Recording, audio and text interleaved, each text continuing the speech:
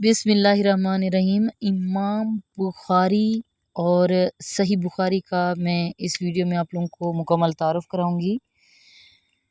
पहली सदी के आगाज़ में तदवीन हदीस का जो काम था वो हज़रत उमर बिन अब्दुल अज़ीज़ रज़ी अल्लाह अन्हु के हुक्म से शुरू हो चुका था, लेकिन जो तीसरी सदी में जो हदीस का काम था वो बामे अरूज तक जाके पहुंचा है।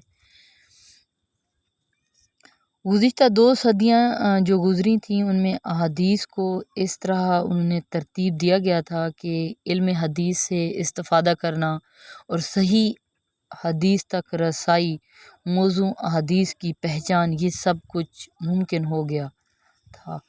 इस अरसे में ऐसे बुलंद पाया और अज़ीम शान मुहद्दिसीन पैदा हुए जिनकी खिदमत हदीस से ता क़यामत उम्मत मुस्लिमा मुस्तफ़ीद होती रहेगी और इनके रोशन करदा जो चिराग हदीस हैं उनकी जो कुतुब अहदीस हमेशा रोशन ही रहेंगी। इस सदी में सबसे जो अजीम और रोशन तरीन कारनामा सहसीता की तालीफ़ है। सहसीता से पहले हम ये देख लेते हैं कि सहसीता से मुराद क्या है। सहसीता से मुराद वो 6 सही कुतुब हैं जिनकी सेहत पर पूरी उम्मत का इत्तेफाक है, जिनमें जो टॉप ऑफ द लिस्ट है वो है सही बुखारी है। इमाम बुखारी और उनकी सही तालीफ़ का जो तारुफ़ है वो मैं आप लोगों को करवाती हूँ। इमाम बुखारी के सबसे पहले हम देख लेते हैं, उनके अहवाल देख लेते हैं और आसार देख लेते हैं। अगर उनका हम हस्ब नस्ब और विलादत की बात करें कि कहाँ से उनका नस्ब हुआ था, तो मोहम्मद बिन इस्माइल बिन इब्राहीम बिन मुग़य्यरा, आपके जो जद्दे अमजद मुग़य्यरा हैं वो मजूसियत छोड़कर बुखारा के गवर्नर इमाम जैफ़ी के हाथों इस्लाम कबूल उन्होंने किया था। इस मुनासबत से अगर देखा जाए तो वो मुग़य्यरा जैफ़ी कहलाए। और बुखारी के जो वालिद मोहतरम हैं वो इस्माइल बिन इब्राहीम, उन्होंने इमाम मालिक से, और अब्दुल्ला बिन मुबारक हो गए, अमाद बिन ज़ैद हो गए, उनसे उन्होंने इल्म हदीस हासिल किया था। और इमाम बुखारी की अगर हम विलादत देखें तो है 13 शवाल बरोज़ जुम्मा 194 हिजरी और बुखारा में पैदा हुए हैं। ठीक है। इमाम बुखारी का नाम है मोहम्मद बिन इस्माइल और इनकी जो कुनियत है वो है अबू अब्दुल्ला, और ये बुखारा में क्योंकि पैदा हुए हैं इस वजह से इस निस्बत से इनको जो है बुखारी इनको कहा जाता है। आपके वालिद जो थे इस्माइल, उनका इंतकाल जो हुआ था वो बचपन में ही हो गया था। वालदा जो इमाम बुखारी की थी वो नहायत ही साबिर औरत थी और दीनी जज्बे से इमाम की उन्होंने परवरिश की, तरबियत की। 16 साल की उम्र में इमाम बुखारी ने अब्दुल्ला बिन मुबारक हो गए, इमाम केमी हो गए, इनकी जो कुतुब अहदीस थी उनको इन्होंने 16 साल की उम्र में हिफ्ज़ कर लिया था। वालदा और जो इनके बड़े भाई हैं अहमद बिन इस्माइल बुखारी हैं, उन्होंने जो है इसी 16वें साल के जब इमाम बुखारी थे तो इस साल उन्होंने हज किया, तो इमाम साहब को इस मौका पर 2 साल मदीना में रहने का जो है मौका मिल गया और मदनी जो उलमा कराम से उनसे दर्स हदीस उन्होंने जो है सीखा। अगर इनके जो है असातिज़ा की बात करें तो इमाम बुखारी ने हसूल इल्म के लिए मिस्र हो गया, शाम हो गया, जज़ीरा का सफ़र इन्होंने इख्तियार किया था। 4 मरतबा वो बसरा और 8 मरतबा वो बगदाद गए थे हसूल इल्म के लिए। अयाम हज में भी मक्का तशरीफ़ ले जाते थे ताकि दुनिया भर के जो आए हुए असातिज़ा हैं उनसे फैज़याब हो सके, उनसे इल्म हासिल कर सकें। अगर आपके मशहूर जो असातिज़ा हैं चंद की नेम मैं ले लेती हूँ, उनमें जो हैं टॉप ऑफ लिस्ट हैं इसहाक बिन रहविया हैं, मोहम्मद अब्दुल्ला इंसारी हैं, और कतीबा बिन सईद हैं, अहमद बिन हम्बल हैं, अली बिन मदनी हैं। ठीक है। آپ خود فرماتے تھے کہ میں نے 1080 افراد سے جو ہے حدیث سیکھی ہے، ان سے حدیث کولیکٹ کی ہے میں نے۔ آپ کے اگر شاگردوں کو ہم دیکھیں تو وہ بھی کوئی کم نہیں تھے، وہ بھی حدیث کے امام اور محافظ نگران رہے ہیں۔ 90,000 افراد نے امام بخاری صاحب سے صحیح بخاری پڑھی تھی۔ آپ کے جو مشہور شاگردوں میں شامل ہیں امام مسلم ہیں، امام ابو عیسیٰ ترمذی ہیں، امام احمد بن شعیب نسائی ہیں اور امام ابن خزیمہ ہیں۔ یہ جو ہیں سر فہرست ہیں، اپنے دور کے یہ بہت بڑے محدث گزرے ہیں۔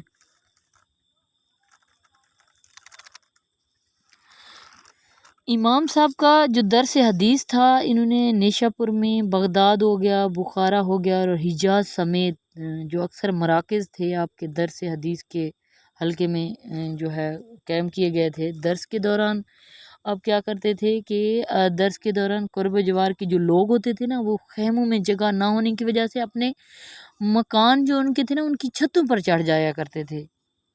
آپ کو اللہ تعالیٰ نے فہم حدیث، بیان حدیث کا ایک ایسا ملکہ عطا کیا تھا کہ لوگ آپ کے درس حدیث میں دیوانہ وار شامل ہوتے تھے۔ اس کے لیے نا ڈاکٹر محمود احمد غازی آپ کے بارے میں لکھتے ہیں کہ ایک محفل میں امام بخاری درس حدیث دے رہے تھے، وہاں امام مسلم بھی موجود تھے، اور وہ اس قدر آپ سے متاثر ہوئے کہ بے ساختہ وہ پکار اٹھے کہ اے امیر المومنین و فی الحدیث، مجھے اجازت دیجیے کہ میں آپ کی قدم بوسی کر سکوں۔ یہ جو ہے محاضرات حدیث صفحہ نمبر 388 میں یہ لکھا ہوا ہے، ٹھیک ہے۔ آپ امام بخاری جو تھے، اللہ تعالیٰ نے ان کو بڑے ہی جینیس تھے، اعلیٰ پائے کا مطلب ذہین تھے۔ اللہ تعالیٰ نے ان کو ایسا ذہن دیا ہوا تھا کہ اکیلے امام بخاری کا جو ذہن تھا ہزاروں افراد کے ذہن کے جیسا تھا۔ بچپن میں ہی آپ نے 70,000 احادیث یاد کر لی تھیں۔ امام بخاری کا جو قوت حافظہ تھا، وہ اسانید کے حوالے سے ہو یا متن کے حوالے سے ہو، اپنی مثال آپ ہی تھے۔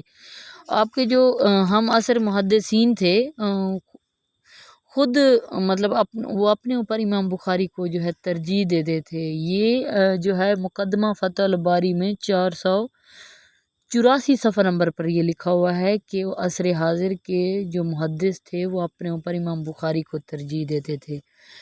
امام صاحب خود فرماتے تھے کہ مجھے 1,00,000 صحیح اور 2,00,000 غیر صحیح احادیث یاد تھی۔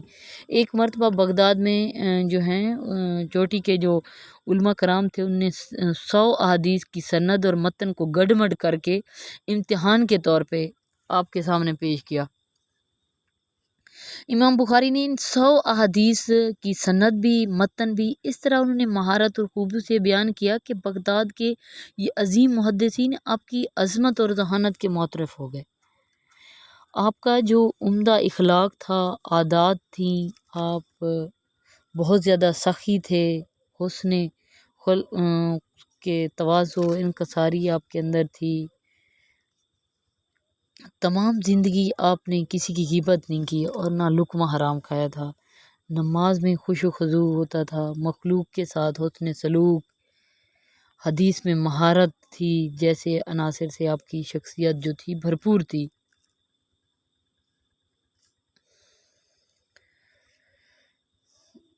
امام بخاری کے حوالے سے کافی جو تھے ان کے صفات کاملات کے حوالے سے وہ کرتے ہیں کہ شاہ عبد العزیز فرماتے ہیں آپ کے بارے میں کہ آپ مکہ مکرمہ میں محمد بن مروزی کو حضور پاک صلی اللہ علیہ وسلم کی جو ہے زیارت ہوئی۔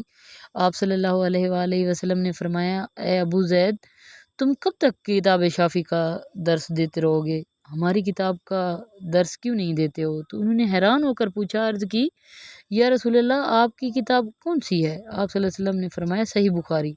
یہ جو میں نے کوٹیشن آپ کو بتائی ہے، یہ بدستان محدثین مقدمہ فتح الباری صفحہ نمبر 577 میں لکھی ہوئی ہے، ٹھیک ہے۔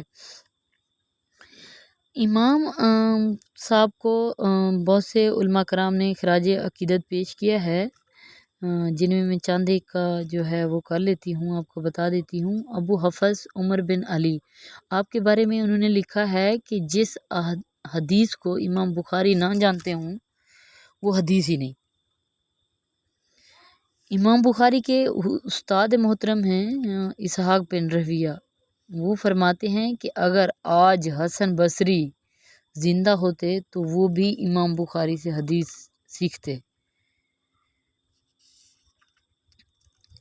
وفات آپ کی جو ہے آپ نے پوری زندگی خدمت حدیث میں صرف کرنے کے بعد بالآخر اپنی حقیقی وطن بخارا تشریف لائے، تو وہاں کے اس ٹائم جو حاکم بخارا تھا، انہوں نے بڑے جوش و کے ساتھ عظیم الشان جو ہے آپ کا استقبال کیا، جس کی جو ہے مثال بھی ناممکن ہے۔ اس ٹائم جو حاکم بخارا تھا وہ خالد بن احمد ریلی نے اپنے محل مطلب تھے اس ٹائم، انہوں نے اپنے محل میں بلایا اور کہا کہ میرے بچوں کو آپ خصوصی طور پہ میرے گھر آیا کریں اور پڑھایا کریں محل میں، ٹھیک ہے۔ تو اس بات پہ امام صاحب نے معذرت کر لی، ٹھیک ہے۔ انہوں نے پھر دوسرا کہا کہ جو بچے میرے آپ کے پاس جائیں گے تو وہ جو ہے وہاں عام بچوں کے ساتھ نہیں بیٹھ سکتے، تو اس پر امام صاحب نے کہا یہ جو ہے خلاف مساوات ہے، آپ نے معذرت کر لی، تو اس کی وجہ سے آپ کو جو ہے ملک سے بدر کر دیا گیا۔ سمرقند آپ تشریف لے گئے تھے، اس کے بعد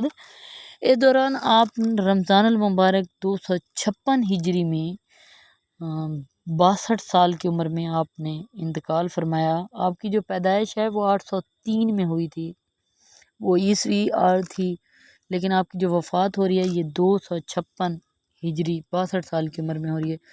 امام بخاری کی جو آپ کی جو مشہور کتابیں ہیں ان کے میں نیم آپ کو چند ایک کے ساری تو نہیں، چند ایک جو مشہور جو معروف تصانیف ہیں ان کے نیم لے لیتی ہوں۔ الجامع الصحیح البخاری ہیں، التاریخ الکبیر ہے، التاریخ الصغیر ہے، بر الوالدین ہے، الادب المفرد ہے، التاریخ الاوسط ہے، کتاب الضعفاء ہے، اسامی الصحابہ ہیں، آپ کی مشہور تصانیف ہیں۔ اب یہ تو تعارف ہو گیا امام بخاری کا، لیکن اب میں صحیح بخاری کا آپ لوگوں کو تعارف کراتی ہوں۔ صحیح بخاری کا پورا نام کیا ہے؟ صحیح بخاری کا پورا نام ہے الجامع الصحیح المسند المختصر من امور رسول اللہ صلی اللہ علیہ وآلہ وسلم سنانی و ایامی، ٹھیک ہے، یہ اس کا پورا نام ہے۔ اس میں امام بخاری صاحب نے حضور پاک صلی اللہ علیہ وآلہ وسلم کے ارشادات و واقعات سارے اس میں رقم نے کیے ہیں۔ بخاری میں کل جو ہیں 160 کتابیں ہیں،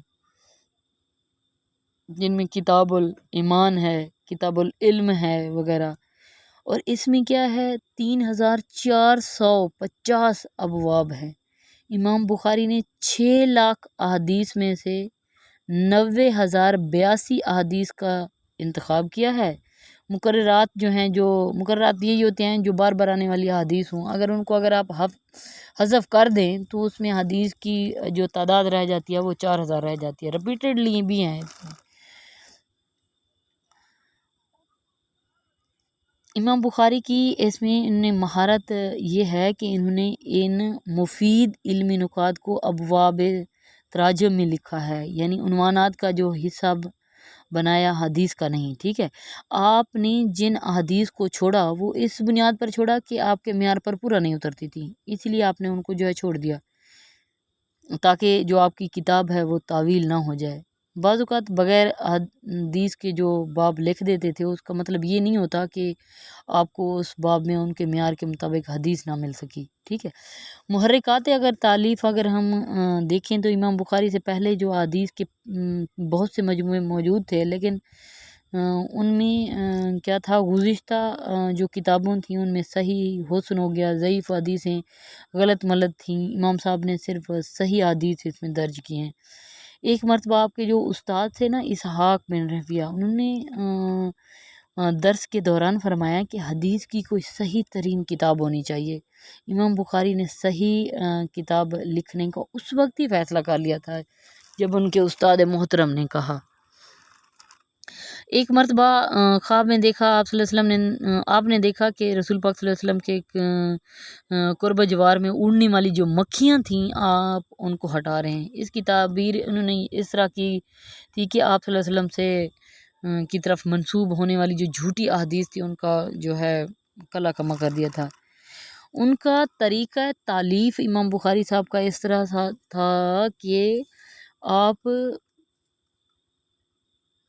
خود فرماتے تھے کہ میں نے اس کتاب کو اپنے اور اپنے خدا کے درمیان جو ہے حجت قرار دیا ہے۔ آپ نے جب یہ صحیح بخاری کتاب لکھی تھی اس میں تقریباً 216 ہجری میں لکھنا شروع کی تھی آپ نے۔ اس وقت آپ کی عمر ہوگی کوئی تقریباً 23 سال کے قریب، ٹھیک ہے۔ کتاب لکھنے کا آغاز آپ نے خانہ کعبہ سے کیا تھا اور اس کے ابواب، اس کی ٹرانسلیشن کی جو تکمیل تھی مسجد نبوی سے ہوئی تھی۔ یہ پوری کتاب 16 سال کے عرصے میں مسجد نبوی میں بیٹھ کر آپ نے مکمل کیے۔ آپ کو صحابہ کرام ہو گئے، تابعین کے ولادت ہو گئی، مسکن ہو گیا، ان کی وفات ہو گئی، نام ہو گیا، کنیت ہو گئی، اماکن ہو گیا اور ان کی شہرت ہو گئی۔ اس قدر آپ کو اس کا علم تھا جس کا تصور کرنا بھی ہمارے لیے محال ہے۔ حدیث لکھنے سے پہلے آپ کیا کرتے تھے؟ آپ کا طریقہ کیا تھا کہ پہلے غسل کرتے تھے، خوشبو لگاتے تھے، 2 رکعت نوافل ادا کرتے تھے، پھر استخارہ کرتے تھے، پھر منبر رسول اور قبر مبارک کے درمیان جہاں ریاض الجنت روز کا وہ ہے وہاں پہ آپ درمیان میں بیٹھ کر حدیث لکھتے۔ ابن حجر اسقلانی نے بخاری کی روایت کو انہوں نے بیان کیا ہے جس کو وہ کہتے ہیں کہ صحیح بخاری میں کل احادیث جو ہیں 7397 ہیں، جن میں 1341 احادیث جو ہیں معلق روایات ہیں، ٹھیک ہے، 342 متابعات ہیں۔ معلق کون سی حدیث ہوتی ہے؟ جس میں کسی راوی کا نام حذف کر دیا گیا ہو، اور متابع حدیث وہ ہوتی ہے جس میں ایک راوی بیان کرے اور دوسرا اس کی تائید کرے، ٹھیک ہے۔ صحیح بخاری جو ہے اپنی مقبولیت اور شہرت کے حوالے سے اپنی مثال آپ ہے۔ اس کے بارے میں بہت سے ہمارے علماء کرام نے لکھا ہے۔ ان میں اگر ہم دیکھیں تو ابن صالح اپنے مقدمے لکھتے ہیں کہ جو صحیح بخاری ہے کتاب اللہ کے بعد سب سے صحیح کتاب صحیح بخاری ہے۔ امام نسائی اس کے بارے میں فرماتے ہیں کہ حدیث کی کتابوں میں سے بخاری سب سے عمدہ کتاب ہے۔ شاہ ولی اللہ فرماتے ہیں جو شخص صحیح بخاری کی عظمت کو تسلیم نہ کرے وہ بدعتی اور مسلمانوں کے راستے سے ہٹنے والا ہے۔ صحیح بخاری کی جو شہرت ہے، مقبولیت ہے، ہر دور میں نہ صرف مسلم مطلب اس میں رہی بلکہ اس میں اضافہ بھی ہوتا رہا گریجولی۔ امام ابن تمیمہ جو ہے فرماتے ہیں کہ تمام اہل اسلام کے نزدیک قرآن حکیم کے بعد صحیح تر جو درجہ ہے وہ بخاری و مسلم کا ہے۔ یہ فتاوی ابن تمیمہ صفحہ نمبر 321 اور 320 میں انہوں نے لکھا ہے۔ ابن کثیر فرماتے ہیں کہ میں بخاری کی حدیث کو صحیح تر تسلیم کرتا ہوں۔ یہ انہوں نے بیان کیا ہے اختصار علوم الحدیث صفحہ نمبر 33 میں۔ امام نووی کے فرماتے ہیں کہ بخاری مسلم سے زیادہ صحیح اور مفید ہے۔ یہ انہوں نے جو اپنی کتاب تقریب التعبیر صفحہ نمبر 26 میں لکھا ہے۔ ابو اسحاق بخاری میں موجود روایات کی صحت قطعی ہے اور امت میں جو ہے اسے مقبولیت حاصل ہے۔ یہ فتح المغیث ہے، اس کو لکھا ہے امام سخاوی نے۔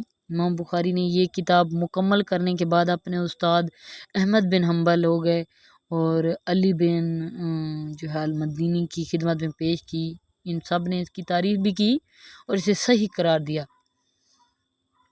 اس کتاب میں جو حدیث کی جو اس میں صحیح بخاری کی جو خصوصیات ہیں، ہر باب میں قرآنی آیات درج کرتے ہیں، پھر حدیث لکھتے ہیں، جس سے یہ ثابت ہوتا ہے قرآن کی اصل شرح جو ہے حدیث ہے۔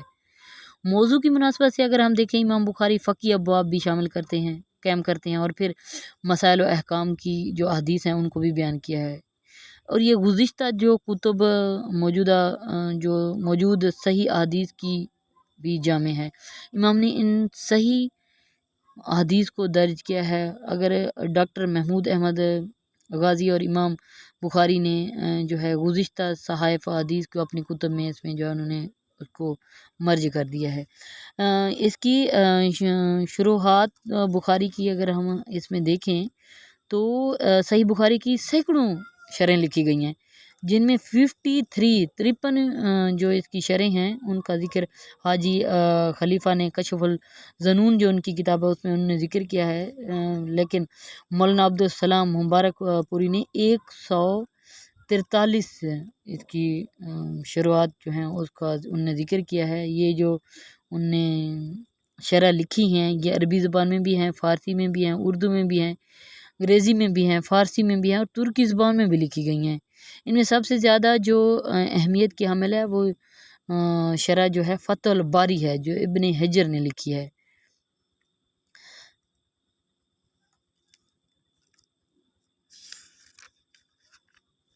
اس کی اگر ہم اردو کی شروحات دیکھیں تو اس میں فتح الباری ہے جس کو لکھا ہے علامہ شبیر احمد عثمانی نے لکھا ہے۔ دوسری اس کی اردو کی شرح جو ہے شرح بخاری ہے، اس کو لکھا ہے مولانا محمد داؤد نے لکھا ہے۔ تیسری اس کی اردو کی اگر دیکھیں جو تفسیر الباری ہے اس کو لکھا ہے علامہ وحید الزماں ہے، حیدر آبادی نے اس کو لکھا ہے۔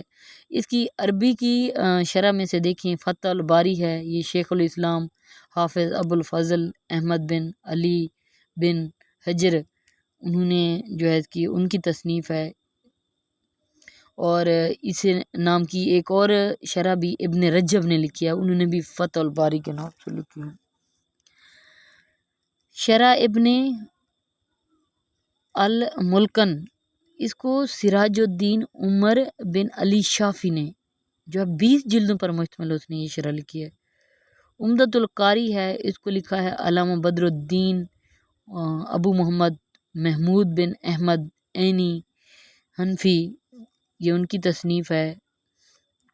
اس کی ابتدا انہوں نے کیا 821 ہجری میں اس کی ابتدا کی اور 847 ہجری میں شرح ان کی مکمل ہوئی۔ اب آپ دیکھ لیں کہ اس کو کتنا ان کو عرصہ لگا ہوگا، 21 سے سٹارٹ کیا اور 47 تک انہیں یہ شرح کمپلیٹ کیا ہے۔ ارشاد الساری ہیں، شہاب احمد بن محمد خطیب ہیں، انہوں نے جو یہ لکھی ہے شرح البخاری ہے، اس کو ابو الحسن علی بن خلف المعروف ابن بطال مغربی ہو گئے مالکی مسلک کے مطابق یہ ایک عمدہ شرح ہے، انہوں نے یہ لکھی ہے۔ علامہ شمس الدین ہو گئے محمد بن یوسف بن علی کرمانی، ان نے سب نے جو ہے مل کر یہ اس کی وہ کی ہے۔ ہدایت الباری ہے، شیخ الاسلام زکریا الانصاری ہیں، تلمیذ حافظ ابن حجر ہو گئے، مصر سے یہ چھپ چکی ہے۔ تفسیر القاری ہے، علامہ نور الحق ہو گئے بن مولانا عبدالحق الدہلوی ہو گئے، انہوں نے 1073 ہجری میں یہ لکھی۔ اون الباری ہو گئے، یہ نواب صدیق حسن خان صاحب، یہ 1307 ہجری میں انہوں نے لکھی۔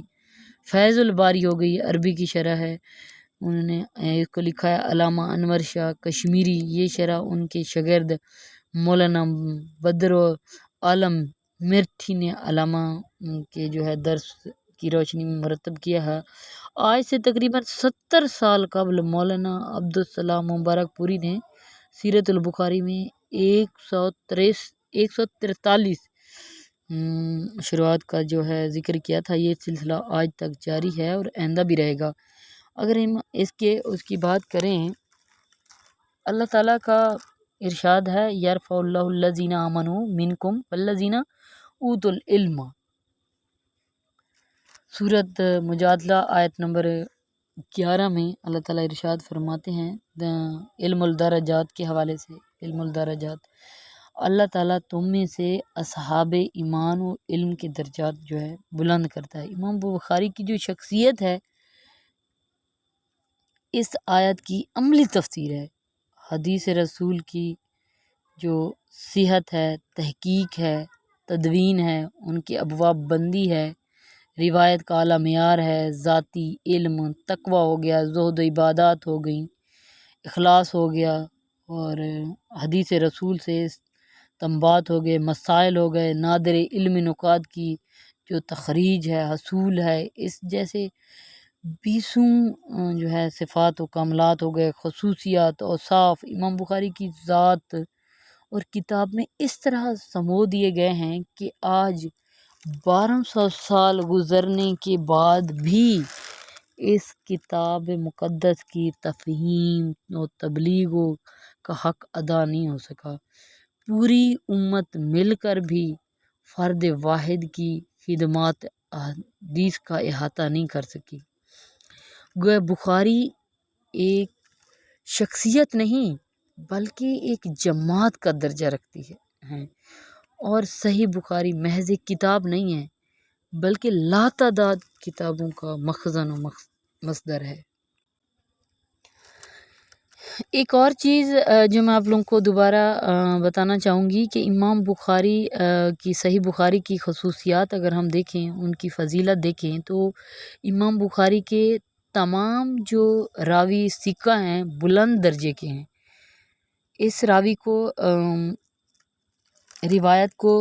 کی روایت کو ترجیح دیتے تھے جس کا وقت استاد کے پاس زیادہ گزرا ہو، حفظ و ذہانت میں ممتاز ہو۔ اگر کوئی ایک راوی کسی دوسرے کی راوی کی روایت بیان کرتا ہے تو اگر ان میں ملاقات ثابت ہو تو امام اس کی حدیث قبول کرتے تھے، محض ہم اثر ہونے پر انہوں نے حدیث جو تھی قبول نہیں کرتے تھے، ٹھیک ہے۔